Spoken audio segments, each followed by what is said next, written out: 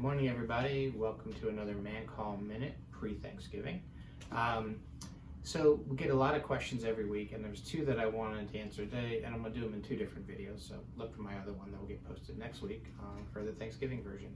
But the first one was a patient that called in about having breast pain due to fibrocystic breasts, which is a very, very common problem that a lot of women have, just lumpy, bumpy breasts.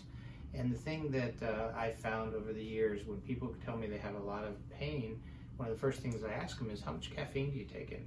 Because breast tissue, the fibrocystic breasts particularly, are very sensitive to caffeine intake.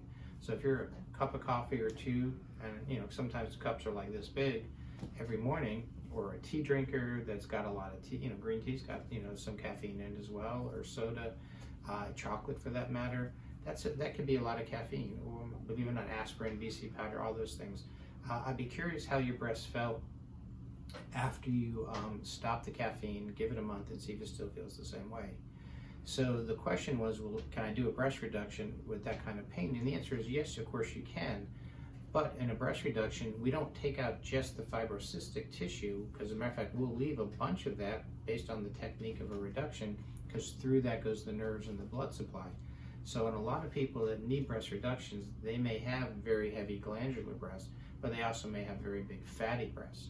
So what kind of gets removed is sort of underneath, kind of around in a horseshoe shape if you're doing what's called an inferior pedicle technique, or if you're doing what's called a superior pedicle technique, you kind of get the stuff on the bottom taken out, then you kind of bring it all together to get that beautiful shape. And keep in mind that every breast reduction is a breast lift at the same time.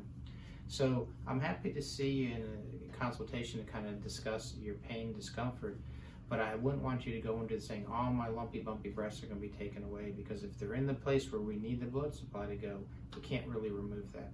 But my first suggestion, and hopefully the person that asked the question, their breast surgeon, ask them about caffeine intake and stopping it altogether, not just a little bit, altogether, and see how their breasts feel.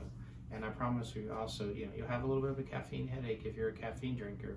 And some people are so sensitive to caffeine, even a cup of coffee a day, a small one, might be just enough to kind of give them breast pain when you couple kind of the menstrual cycle and things like that.